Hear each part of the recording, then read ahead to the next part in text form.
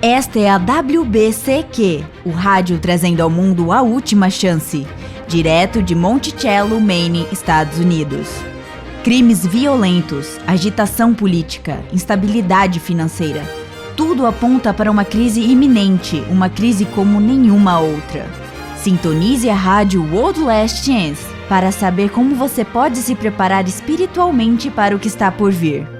Rádio WLC, preparando um povo para o retorno iminente do Salvador. Olá, bem-vindos à Rádio WLC, trazendo a verdade até você diretamente da Bíblia. Eu sou o apresentador Cris De Luca e comigo aqui está o Will Santos. Olá e obrigado por se juntar a nós. Na World's Last Chance, nosso objetivo é partilhar com você todas as verdades que aprendemos. Nós não somos afiliados a nenhuma igreja ou denominação em particular e temos uma carga bastante pesada, que é a de difundir a outros as verdades que aprendemos ao longo do tempo. Isso mesmo, Will. Nos sentimos grandemente abençoados com o que aprendemos e queremos transmiti-las aos outros. Cada um de nossos ouvintes tem sua própria esfera de influência, pessoas que você conhece, cujos corações você pode alcançar, e nós não. Cada um de nós tem a verdade que pode ser compartilhada com outros. E o programa de hoje, o sábado, da criação ao Sinai.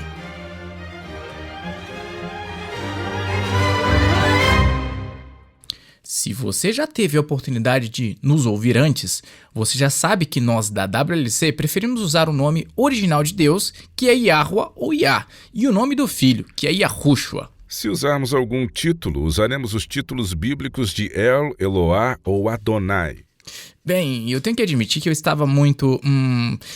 isso me faz parecer um tanto tímido para dizer, maravilhado por todas as mensagens que recebemos de nosso programa que realizamos há alguns dias atrás, em um sábado. Bem, se sentir maravilhado deixa você um tanto tímido, acho que me sinto assim algumas vezes também. E é impressionante quantas mensagens de apreço recebemos sobre este tópico em específico. Se você perdeu esse programa, você poderá ouvi-lo no YouTube ou no nosso site no www.worldlastchance.com/português. O título é O Sábado, o Eterno Privilégio de Adoração. No programa que apresentamos, nós demonstramos, a partir das Escrituras, que o sábado ainda é obrigatório, uma vez que é parte da lei divina e eterna, e que não foi, de fato, pregado na cruz. Na verdade, as Escrituras revelam que os redimidos continuarão a adorar a Yah em seu santo sábado durante toda a eternidade. Esta é uma profecia que fala sobre a guarda do sábado. É isso mesmo, Chris. E as mensagens recebidas, como você já mencionou, foram muitas. Vários amigos ouvintes afirmaram que o sábado não tinha sido dado antes do Sinai. Já outros disseram que o sábado havia sido uma invenção de Moisés. A ideia de que o sábado foi realmente estabelecido na criação foi aparentemente um novo conceito para muitos de nossos ouvintes. Mas eles têm bons argumentos. Obviamente, se puder ser provado que o sábado foi estabelecido bem antes da existência de uma nação israelita, e dessa forma, o argumento é que o sábado foi dado exclusivamente para os judeus. E como vimos no nosso programa, Isaías 66 traz uma profecia a se cumprir no futuro com relação à observância do sábado pelos redimidos. Então, hoje eu gostaria de falar sobre o sábado antes do Sinai, ou seja, o sábado na criação, porque se é verdade que o sábado foi estabelecido na criação, claramente não está ligado ao plano da salvação. Por isso, não poderia ser pregado na cruz. E se foi estabelecido antes da fundação da nação israelita, é igualmente claro que o sábado é destinado a todos os povos. Will? Obrigado, Chris. E você está certo. É uma pergunta que faz muito sentido, porque as ramificações, se isso for verdade, são de grande alcance. Todas as crenças e práticas baseadas na suposição de que o sábado foi feito apenas para os judeus devem ser reavaliadas sob essa nova luz.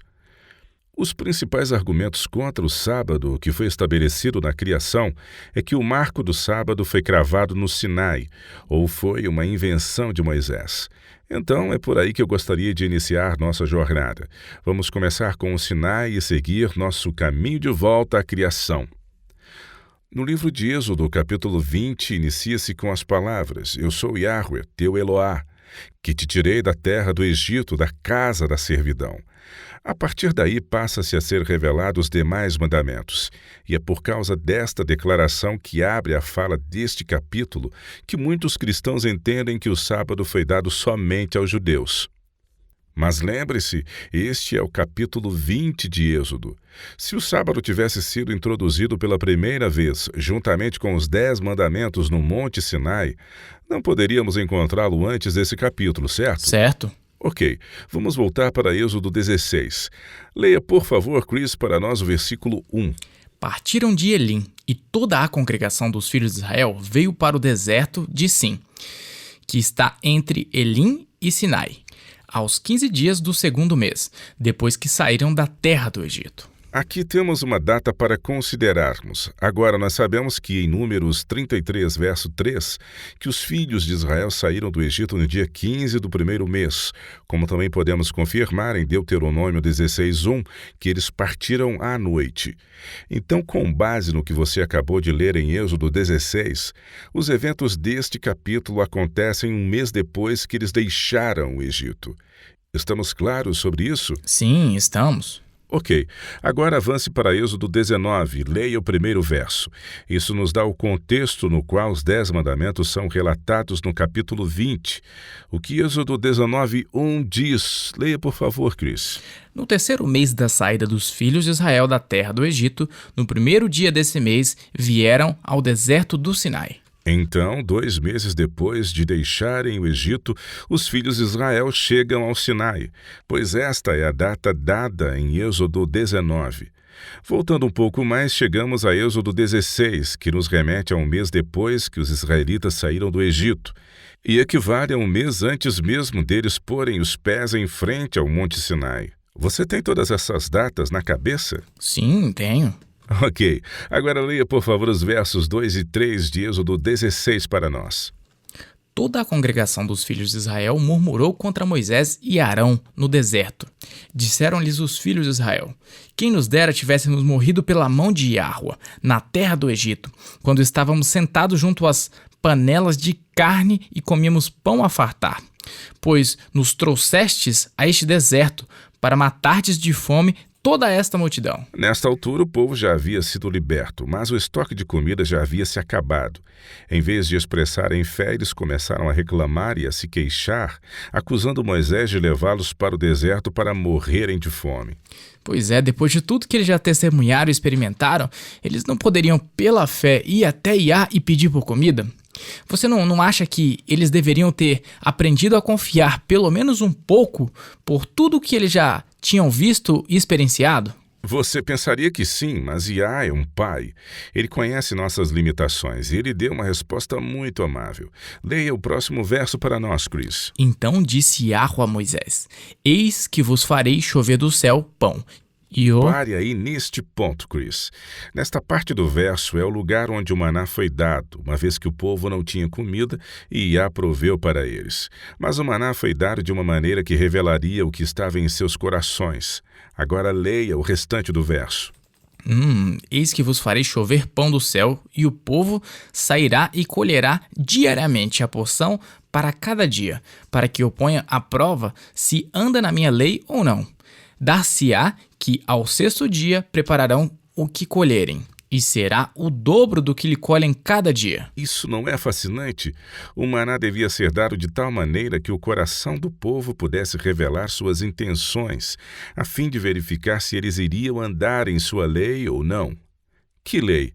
A entrega dos 10 mandamentos seria feita só um mês depois desse acontecimento. Bem, obviamente, eles já teriam que conhecer sua lei, ou eles não poderiam ser responsabilizados. O pai não pune ninguém pelo que é feito quando a pessoa desconhece o que ela está fazendo. Exatamente.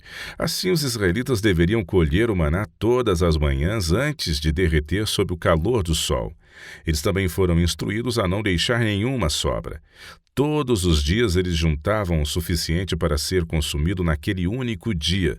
E no 6º dia da semana eles deveriam juntar o dobro, porque não cairia nenhum maná no 7º dia, o sábado. Agora vamos ver o que aconteceu. Comece a ler, Chris, no versículo 20. E lembre-se, este período foi exatamente um mês completo antes do Monte Sinai. Ok. Eles, porém, não deram ouvidos a Moisés, e alguns deixaram o maná para a manhã seguinte. Porém, deu bichos e cheirava mal. E Moisés se indignou contra eles. Colhiam-no, pois, manhã após manhã, cada um quanto podia comer, porque em vindo o calor se derretia.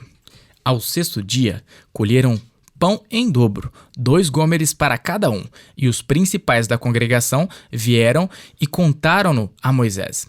Respondeu-lhes ele: Isto é o que disse Iahua: amanhã é repouso, o santo sábado de Iahua. O que quiserdes cozer no forno, cozei-o, e o que quiserdes cozer em água, cozei-o em água, e tudo o que sobrar separai, guardando para a manhã seguinte. E guardaram-no até pela manhã seguinte, como Moisés ordenara, e não cheirou mal, nem deu bichos. Então disse Moisés: Comei-o hoje, porquanto o sábado é de Iahua. Hoje não achareis no campo. 6 dias o colhereis, mas o 7º dia é o sábado. Nele não haverá. Ao 7º dia saíram alguns do povo para colher, porém não o acharam. Agora, o que é interessante sobre isso é que ocorreu um mês inteiro antes do povo chegar ao Sinai. Continue lendo, Chris, e veja o que Iá diz quando eles tentaram juntar alguma quantidade de maná no sábado. Ao 7º dia saíram alguns do povo para o colher, porém não o acharam. Então disse Iahua a Moisés: Até quando recusareis guardar os meus mandamentos e as minhas leis? Considerai que Iahua vos deu o sábado. Por isso, ele, no 6º dia, vos dá pão para 2 dias. Cada um fique onde está. Ninguém saia do seu lugar no 7º dia.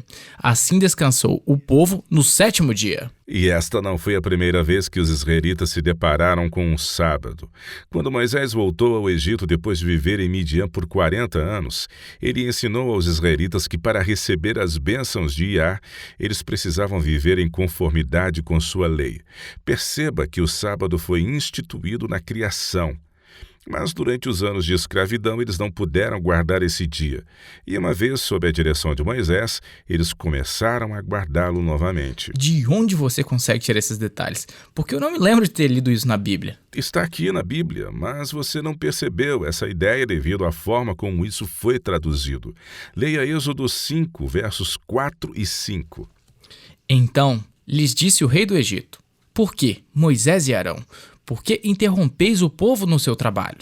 Ide às vossas tarefas. Disse também Faraó: O povo da terra já é muito, e vós o distraís das suas tarefas. Mas eu não estou vendo isso que você está dizendo, de que eles descansaram, e tampouco significa que eles adoraram a Iá no sábado. Mas é assim que é traduzido para o inglês, o que é bem diferente no original hebraico. A palavra original não é descanso, mas sim sábado. Na verdade, o original diz: Você faz deles o sábado de seus sofrimentos. Você está falando sério? Tão sério como nunca em minha vida. Uau, ok. Isso é, obviamente, bem antes do Sinai, mas não é antes de Moisés. Vamos fazer uma pausa rápida e quando voltarmos, gostaria de ver alguma evidência de que você tenha que nos prove que seja antes de Moisés. Fique tranquilo, pois está na Bíblia. Ótimo. Voltamos já já!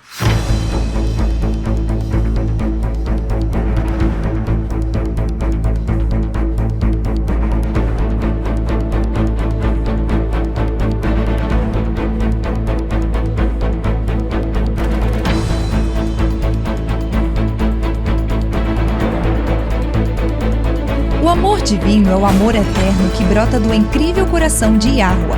Seu amor é a força mais poderosa do universo e é a própria essência de quem e o que ele é. Yahushua é a perfeita revelação do amor de Iahua, e o Filho demonstrou como o Pai agiria, o que ele diria e o que ele faria em qualquer circunstância. O amor eterno é totalmente revelado no presente que Iá concedeu por intermédio de seu Filho. A resposta natural do coração que se sente amado é amar quem nos ama, pois amor desperta amor. Para aprender mais sobre o amor infinito e inesgotável que o Pai tem para com você, procure a série de artigos em 3 partes, Amor Eterno, em nosso site no www.wordlesschance.com/português. Mais uma vez, leia a série Amor Eterno no www.wordlesschance.com/português. Apaixone-se pelo melhor amigo que você jamais terá.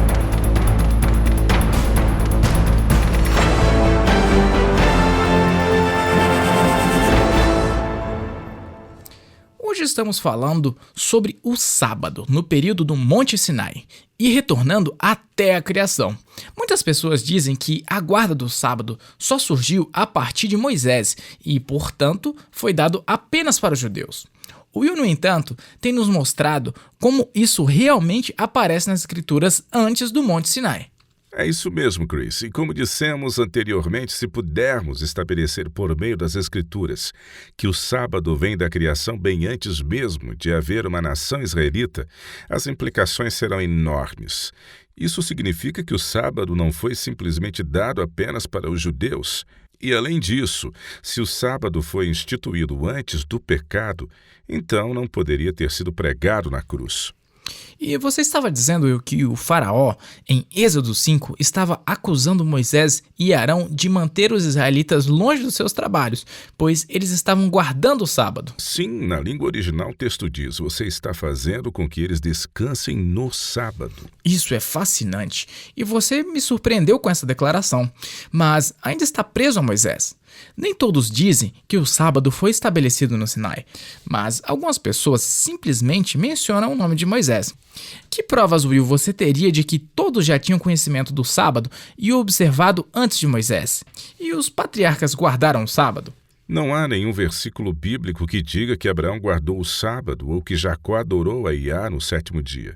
No entanto, há uma fonte extra-bíblica que contém algumas evidências indiretas fascinantes que se estendem desde Abraão até voltando no tempo nos dias de Adão. Não entendi. Como assim? O livro dos Jubileus, que tem sido chamado de menor que Gênesis, era um livro bem conhecido dos primeiros cristãos, e tanto a Igreja Ortodoxa Etíope como os judeus etíopes o aceitaram como canônico.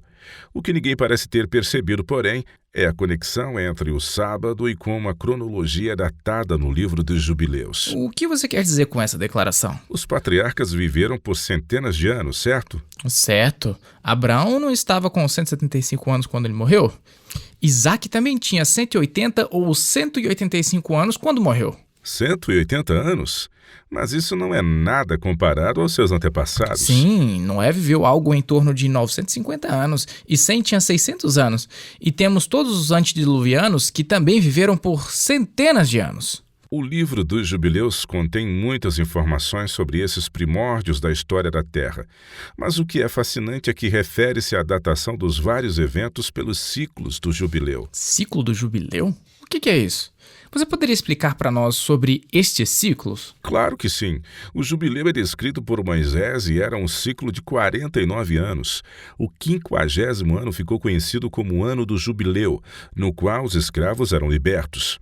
E a terra que outrora havia sido vendida retornava à linhagem familiar que originalmente a possuía.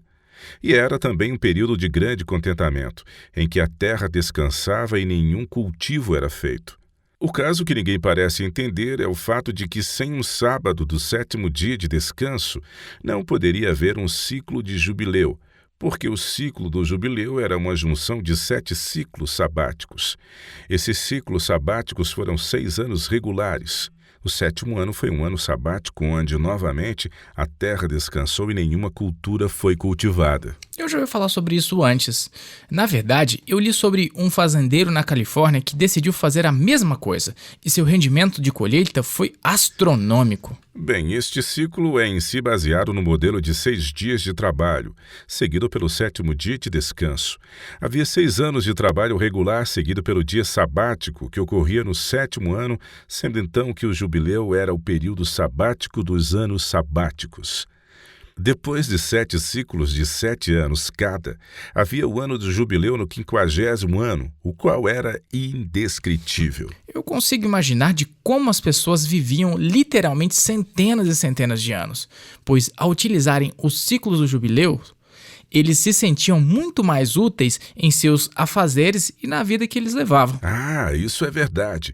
Por exemplo, escute esta passagem do livro dos Jubileus que descreve a morte de Noé, o qual diz, abre aspas, "E Noé descansou com seus pais e foi sepultado no monte Lubar, na terra de Ararat. Ele viveu 950 anos, 19 jubileus, 2 semanas e 5 anos. E em alguns versos depois é mencionado sobre a Torre de Babel da mesma maneira. Leia para nós, Chris, está bem aqui. E no 30º aniversário, no primeiro ano da segunda semana, Peleg tomou para si uma esposa, cujo nome era Loma, a filha de Sinar. E ela deu-lhe um filho no 4º ano dessa semana.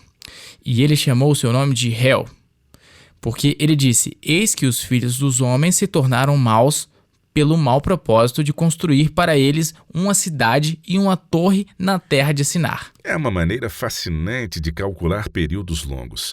Aqui diz que no 33º aniversário, no primeiro ano da segunda semana, Peleg se casou. Agora, o primeiro ano da segunda semana seria o 8º ano do próximo ciclo do jubileu. Então, 3 anos depois, no 4º ano da segunda semana do próximo ciclo do jubileu, eles tiveram um filho. Agora, leia os versículos 26 e 27. Novamente, este é o livro dos Jubileus, capítulo 10. E Yahweh enviou um poderoso vento contra a torre e a derrubou sobre a terra. E eis que era entre Assur e Babilônia, na terra de Sinar. E eles chamaram seu nome de Derrota. Na 4ª semana do primeiro ano do seu início, no 43º ano, eles foram dispersos da terra de Sinar. Em outras palavras, no 28º ano do 34º ciclo do jubileu, as pessoas foram dispersas da Torre de Babel. E novamente não podemos ter um ciclo de jubileu sem os ciclos sabáticos. E esses ciclos sabáticos de 7 anos foram baseados em uma semana de trabalho de 6 dias, seguida por um descanso sabático no 7º dia. Isso é fascinante. Eu nunca tinha ouvido nada igual em toda a minha vida. Há mais uma coisa fascinante sobre o livro dos Jubileus, o qual é uma referência às festas das semanas ou Pentecostes. Eu pensei que todas essas festas judaicas foram instituídas no Êxodo, mas você está dizendo que até o Pentecostes antecedeu aos israelitas? Você poderia, por favor, ler um texto para nós? Ele fala sobre a promessa de Yah de que ele nunca mais enviaria outro dilúvio sobre a terra. Está em Jubileus, capítulo 6, começando no versículo 15. E deu a Noé e seus filhos um sinal de que não haveria mais um dilúvio sobre a terra. Ele colocou seu arco na nuvem em sinal do pacto eterno que não deveria haver mais um dilúvio sobre a terra para destruir a todos enquanto existir este planeta. Por esta razão, é ordenado e escrito nas tábuas celestiais que eles deveriam celebrar as festas das semanas neste mês uma vez por ano, a fim de que fosse renovada a aliança a cada ano. E todas essas festas foram celebradas no céu desde o dia da criação até os dias de Noé, 26 jubileus e 5 semanas de anos.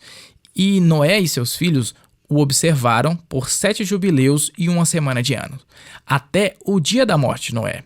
E desde o dia da morte de Noé, seus filhos deixaram de observá-las até os dias de Abraão, e inclusive eles se alimentaram de sangue. Mas Abraão observou todas as festas, assim como também Isaque, Jacó e seus filhos, até o fim dos seus dias. Mas em contrapartida, os filhos de Israel esqueceram-se de todas as celebrações até chegarem ao Monte Sinai.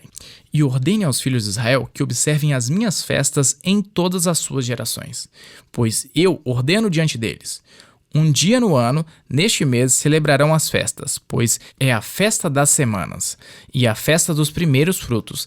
Esta festa é dupla, de dupla essência, de acordo com o que está escrito e gravado sobre ela. Isto fará. Para deixar claro, aqui está se referindo ao Pentecostes.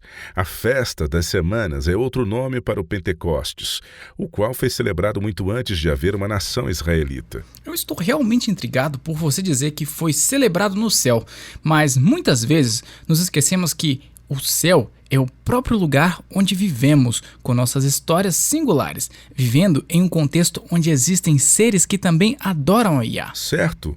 Agora, a prova que mais me chama a atenção quanto à veracidade do sábado é o estabelecimento deste dia na criação. Vamos então voltar a Gênesis 2, exatamente no final da semana da criação. Você poderia, por favor, ler os 3 primeiros versos, Chris? Assim, pois, foram acabados os céus e a terra e todo o seu exército.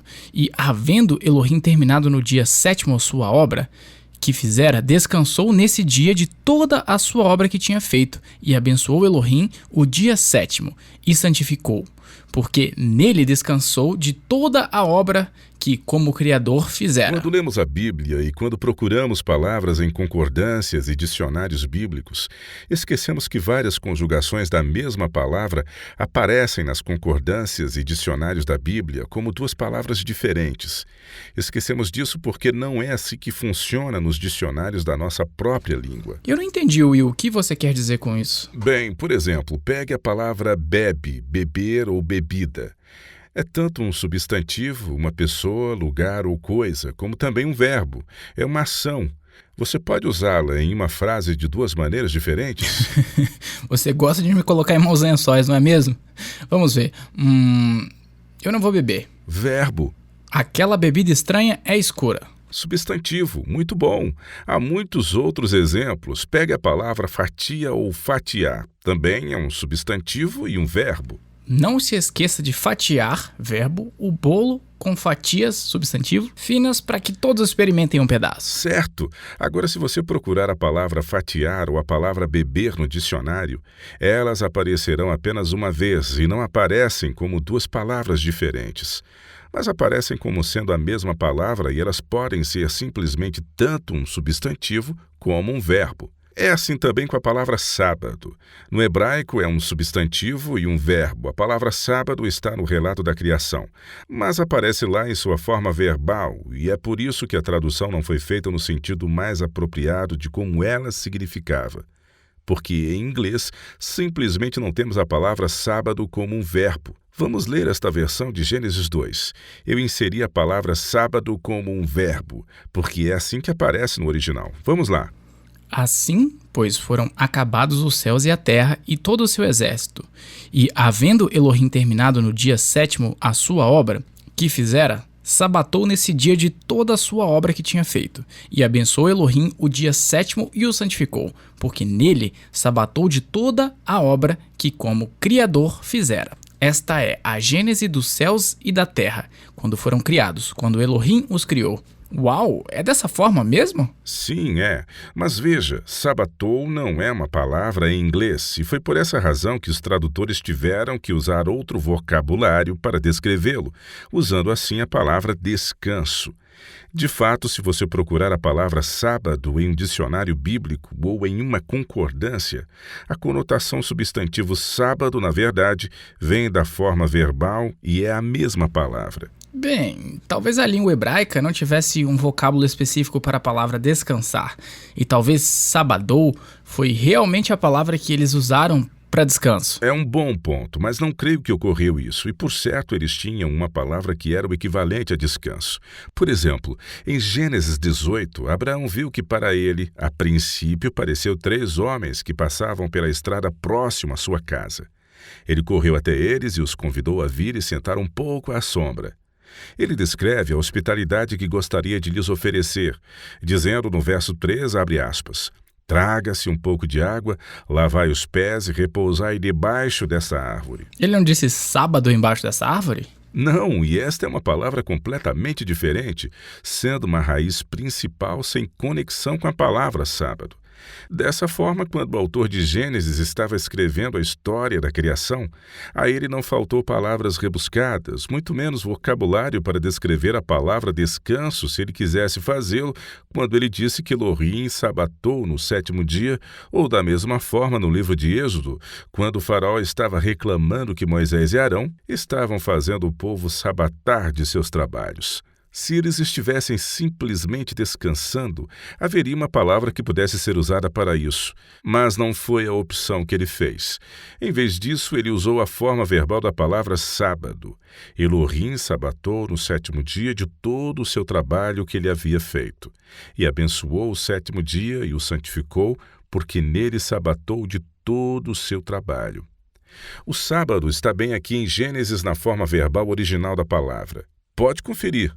E o significado para nós, como cristãos hoje, é que o sábado foi instituído na criação antes que houvesse uma nação israelita. Não foi dado apenas aos judeus no Sinai ou mesmo no Egito, na época do Êxodo. Foi reinstituído lá, mas não foi onde se originou. O sábado originou-se na criação. E, claro, isso significa que, se não foi destinado apenas para os judeus, também não foi pregado na cruz. Exatamente. E é por isso que o sábado, como um memorial da criação, foi mantido até o Concílio de Nicéia e como um memorial tanto da criação quanto de nossa recriação do pecado. Será celebrado por todos os redimidos e por toda a eternidade. Isso é maravilhoso. E eu amo esse raciocínio. Um memorial de criação e recriação. Não vá embora. Quando retornarmos, responderemos as perguntas enviadas pelos nossos ouvintes à nossa caixa de mensagens diárias. Fique ligado! Você está ouvindo a Rádio World Last Chance, na WBCQ, na frequência de 9.330 kHz, na faixa de 31 metros. Rádio World Last Chance, preparando um povo para o breve retorno do Salvador.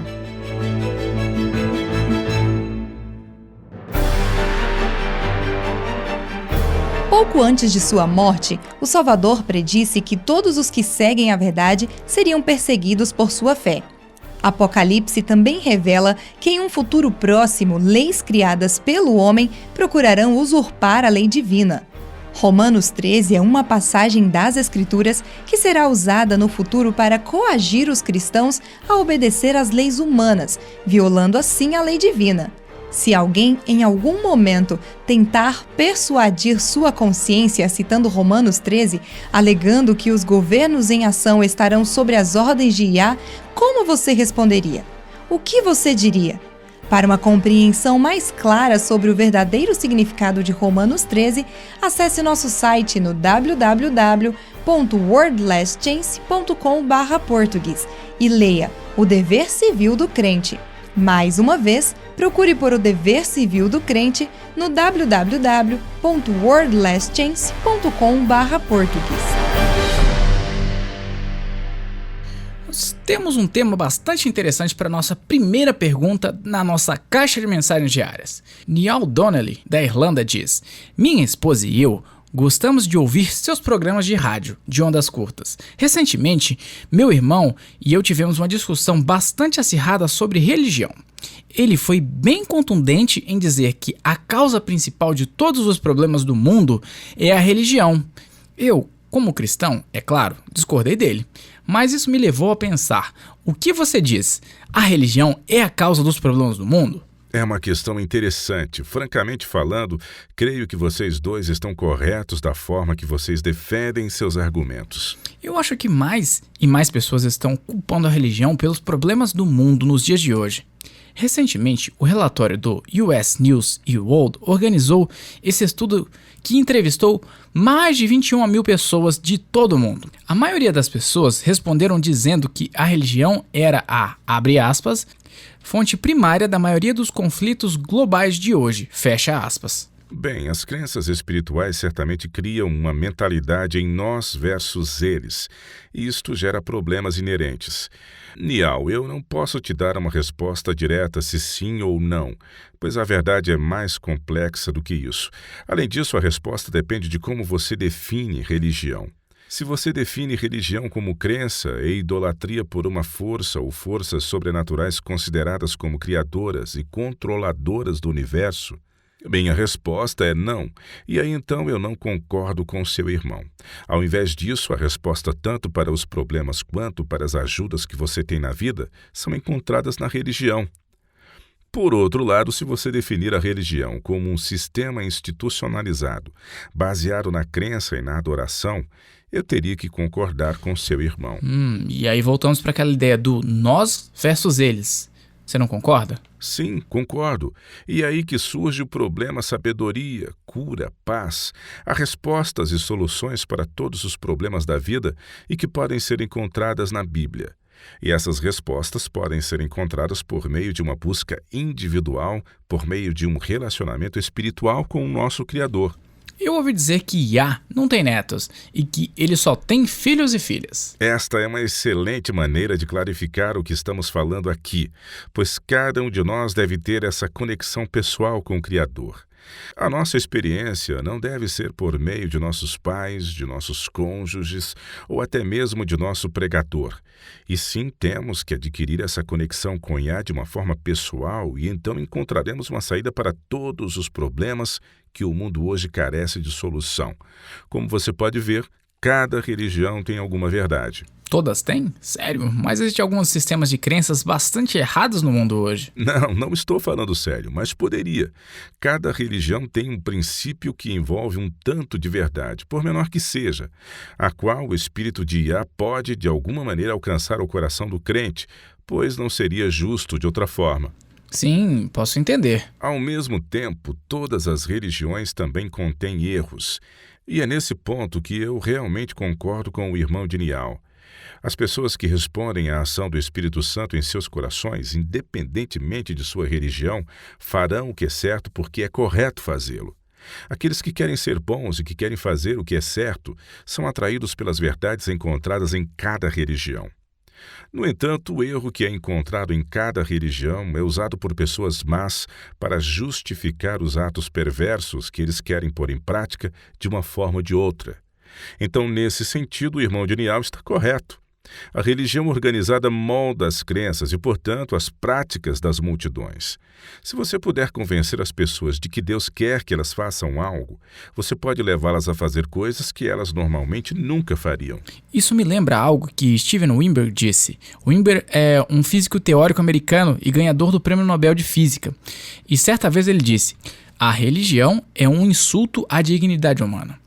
Com ou sem ela, você teria pessoas boas fazendo coisas boas e pessoas más fazendo coisas ruins. Mas, para as pessoas boas fazerem coisas ruins, é preciso uma religião. Eu acho que essa citação ilustra o seu ponto, viu? Com ou sem a religião organizada, aqueles que atendem aos apelos do espírito de Yah ainda estariam fazendo bem. E enquanto aqueles que querem ser maus e ainda fariam coisas ruins.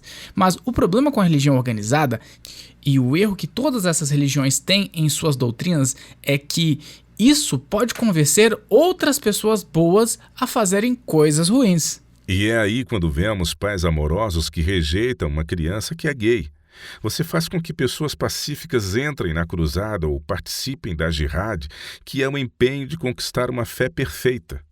Mas vamos trazer essa ideia a um nível mais pessoal e em uma realidade mais prática. Se você está convencido de que você só consegue aprender a verdade por meio de seu bispo ou de seu pastor, e se você acha que precisa ser ensinado por alguém que é revestido de uma autoridade, o que é verdade... Ou faça que confirme suas ideias do que é a verdade. Sim, isso também. Se você tiver que ter algum líder espiritual para ensinar o que é a verdade, suas crenças pessoais serão moldadas pela organização religiosa que assina o cheque de pagamento do seu guru ou líder espiritual. E normalmente vemos que, repetidamente, as pessoas rejeitam as festas de Yahweh. Não porque a evidência bíblica não está lá, pois quando estudamos a Bíblia com cuidado, é muito claro que as festas anuais de Yahweh, bem como o sábado do 7º dia, são todos eternamente válidos. As pessoas rejeitam as festas e os sábados de Yahweh por nenhuma outra razão a não ser que as autoridades religiosas de suas denominações lhes dizem que elas não são mais obrigatórias. Eles rejeitam o privilégio de usar o nome divino como algo que é exclusivamente dos judeus. E se há algo novo que o espírito de Yah deseja revelar? Bem, eles também rejeitam isso porque contradiz ou é algo além do que eles já acreditam.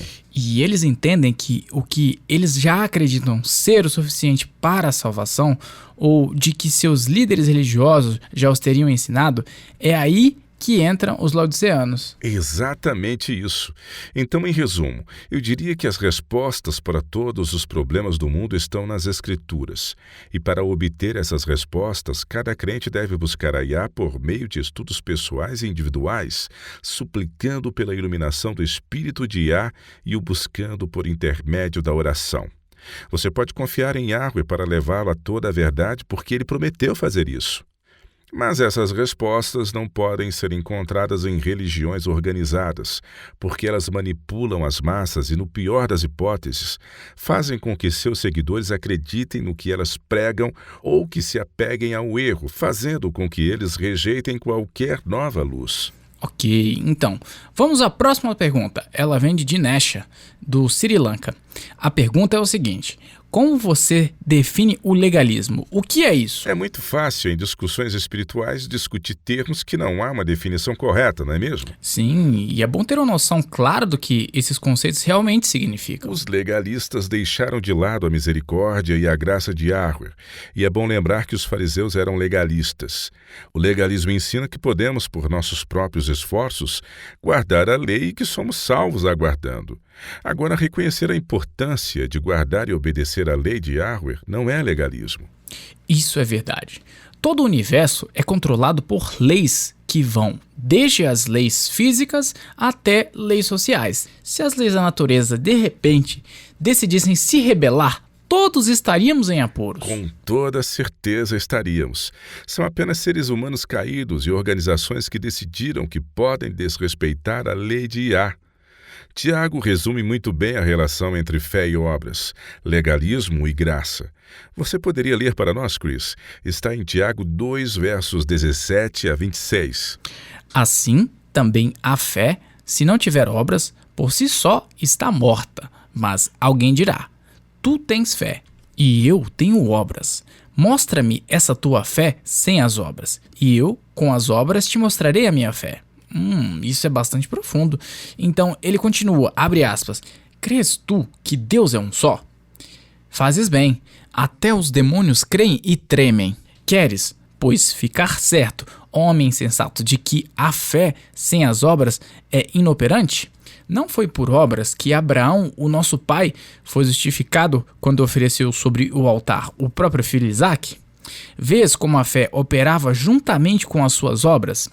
Com efeito, foi pelas obras que a fé se consumou, e se cumpriu a Escritura, a qual diz: ora, Abraão creu em Yahweh, e isso lhe foi imputado para a justiça, e foi chamado amigo de Yah.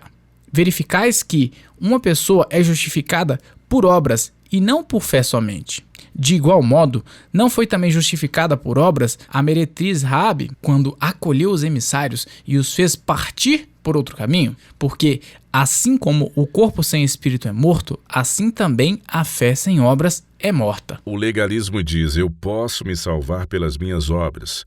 A verdadeira fé, por outro lado, reconhece que a salvação é um dom gratuito para todos os que creem. Nessa obediência, porém, é apenas uma intenção natural de um coração que ama e quer mostrar nosso amor ao Pai Celestial da melhor forma que podemos, que é obedecer à sua lei. Essa é uma boa distinção entre uma e outra, e realmente há, com certeza, uma diferença. Isso é tudo que o tempo nos permite para hoje, caro ouvinte. Envie-nos uma mensagem caso você tenha alguma pergunta ou comentário, pois é um prazer ouvir de nossos ouvintes.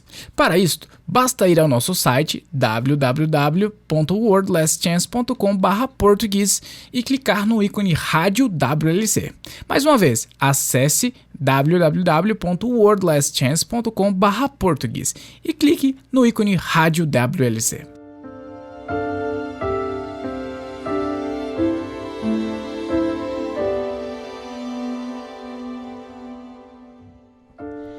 Olá, eu sou Laura Lee com sua promessa diária da Palavra de Yah. Durante as guerras napoleônicas, uma pequena família foi abandonada por todos que a cercavam, e a única coisa que se interpunha entre eles e a morte certa eram as promessas de Yah. E a pergunta era: essas promessas seriam suficientes? No final de uma tarde de inverno, as pessoas que viviam em uma pequena vila receberam a notícia de que os exércitos de Napoleão estavam em uma marcha rápida, indo direto para aquela pequena cidade. Isso foi recebido de uma forma um tanto alarmante, uma vez que o inverno não costumava ser uma época em que os exércitos invadiam esses lugares, e por as aldeias estarem completamente despreparadas. Em pânico, muitas pessoas pegaram o que podiam e seguiram em direção às montanhas para fugir do exército que se aproximava. Em uma pequena casa, porém, a decisão foi em não sair e sim permanecer. Com um bebê recém-nascido, uma criança e uma senhora idosa fugindo a pé pelas montanhas cobertas de neve parecia uma sentença de morte. Dessa forma, o mais seguro seria contar com as remotas misericórdias dos soldados invasores. Dando uma última olhada pela porta antes de trancá-la, o pai sacudiu a cabeça. A maioria dessas pessoas irão congelar até a morte antes de chegar a um lugar seguro, disse ele. A jovem mãe tentou manter a calma para não transmitir o ar de desespero às suas crianças, mas por dentro ela estava petrificada e apenas a avó parecia verdadeiramente em paz. Na cadeira ao lado da lareira, com a Bíblia no colo, ela começou a dialogar com sua família. Eu sei que este é um momento assustador, disse ela, passando a mão sobre o cabelo da pequena menina. Mas as promessas do pai nunca falharam, e eu não acredito que elas falharão agora, mesmo em uma hora de emergência. Então, voltando para sua Bíblia, ela leu para a família Zacarias 2, versículo 5. Pois eu lhe serei, diz Yahua, um muro de fogo em redor, e eu mesmo serei no meio dela a sua glória. Ele é fiel no que prometeu, afirmou a avó com toda convicção. Podemos confiar no pai, pois ele honrará sua palavra.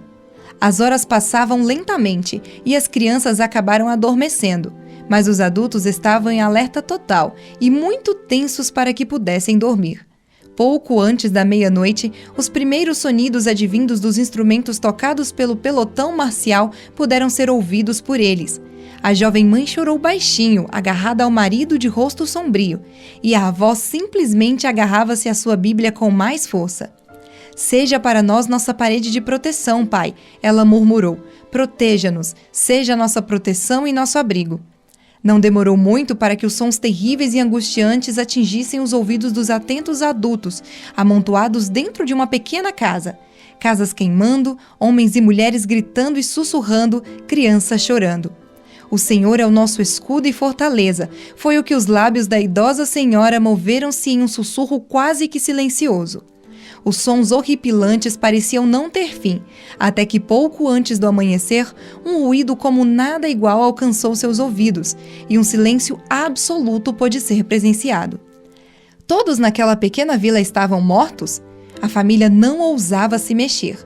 Neste momento, as crianças abriram seus olhos e despertaram, e rapidamente foram silenciadas pela mãe. Juntos, eles ficaram quase que imóveis, procurando identificar o que poderia estar acontecendo lá fora. Finalmente, nas pontas dos pés, o pai se arrastou até a porta. Ele lentamente levantou a barra de proteção da porta, tomando todo o cuidado de não fazer sequer um pequeno ruído.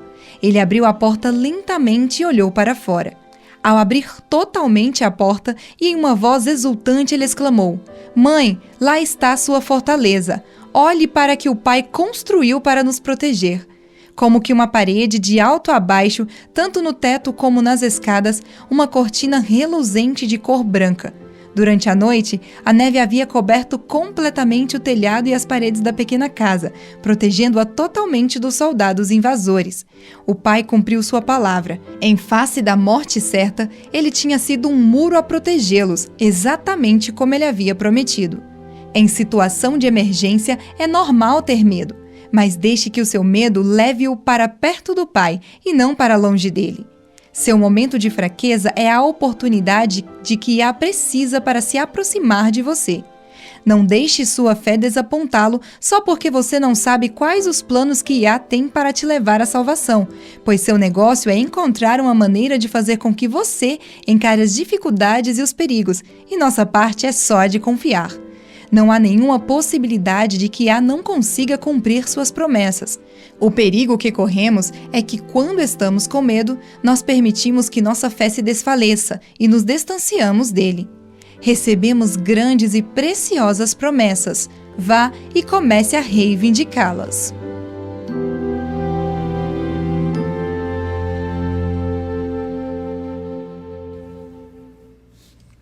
Estamos sem tempo, mas eu só quero encerrar dizendo que o sábado é muito mais importante em nossos dias do que a maioria das pessoas imaginam. Realmente é, Chris. Em Apocalipse 14, João vê 3 anjos que são comissionados por Yah para trazer ao mundo 3 mensagens de advertência. O primeiro anjo é descrito como tendo o evangelho eterno. E, no entanto, sua mensagem é: temei a Deus e dai-lhe glória, pois é chegada a hora do seu juízo, e adorai aquele que fez o céu e a terra e o mar e as fontes das águas. Essa é a linguagem utilizada para descrever o 4º mandamento, porque em 6 dias fez Yahweh os céus e a terra, o mar e tudo o que neles há, e ao 7º dia descansou. Por isso, Yahweh abençoou o dia de sábado e o santificou. É isso aí, e é exatamente o que fala aqui em Apocalipse. E a mensagem do segundo anjo é a declaração de que Babilônia caiu, porque ela fez todas as nações beberem do vinho da ira de sua prostituição. A religião falsa, por meio da ignorância, da tradição, do poder do Estado, impondo um falso dia de adoração. É por isso que alguns capítulos depois, outro anjo adverte: sai dela, povo meu. E como dissemos anteriormente, a mensagem de hoje não é um convite para entrar, mas sim uma advertência para sair. Sai dela, povo meu. Obrigado, Chris, e você está certo. O terceiro anjo de Apocalipse 14 contém uma advertência terrível contra todos os que se envolvem em adoração falsa. Diz: se algum homem adorar. Percebam, tudo envolve adoração. Seguiu-se a estes outro anjo, o terceiro, dizendo em grande voz: se alguém adora a besta e a sua imagem, e recebe a sua marca na fronte ou sobre a mão, também este beberá do vinho da cólera de Deus, preparado sem mistura do cálice da sua ira. Esse é um caminho que não tem volta, e tudo por se recusar a adorar a Yah. Agora, se você quer adorar a Yah, você não acha que você deveria fazê-lo no dia em que ele deixou para que guardássemos? Eu acho que sim, e faz bastante sentido. Para encerrar, eu gostaria de ler a passagem de Isaías 66, que fala sobre a observância do sábado no futuro, quando o pecado e os pecadores não existirão mais. Está em Isaías 66, versículo 22 a 24. Porque, como os novos céus e a nova terra que hei de fazer estarão diante de mim, diz Yahweh. Assim há de estar a vossa posteridade e o vosso nome, e será que de uma festa da lua nova a outra e de um sábado a outro virá toda a carne adorar perante mim, diz Yahweh. Eles sairão e verão os cadáveres dos homens que prevaricaram contra mim, porque o seu verme nunca morrerá, nem o seu fogo se apagará, e eles serão um horror para toda a carne. Isso ainda não aconteceu, é futuro. A Bíblia termina com uma bela descrição da Nova Jerusalém. O Pai quer que conheçamos a recompensa que está esperando por todos que aceitam o dom da salvação. Como Paulo diz, as coisas que o olho não viu e o ouvido não ouviu e não subiram ao coração do homem são as que Yah tem preparado para os que o amam. Mas ele nos dá um vislumbre de como isso será. Sim, Ele quer que nós conheçamos a alegria e as maravilhas de uma vida com Ele. Então, após essa descrição detalhada da recompensa que aguarda pelos redimidos, Ele encerra pronunciando uma bênção. Apocalipse 22, 14. Bem-aventurados aqueles que lavam as suas vestiduras no sangue do Cordeiro, para que lhes assista o direito à árvore da vida e entrem na cidade pelas portas. Por favor, amigos, não coloquem de lado o sábado como algo que não tem importância. Este dia não foi dado apenas para os judeus, muito menos pregado na cruz. Foi estabelecido na criação. Foi observado pelos patriarcas, pelos profetas, pelo Salvador e pelos primeiros cristãos, e continuará a ser guardado pelos redimidos por toda a eternidade, os quais louvarão e enaltecerão o Criador e Recriador de todas as coisas. Junte-se a nós novamente amanhã, e até lá, e lembre-se, Yahuwah te ama, e ele é digno de confiança.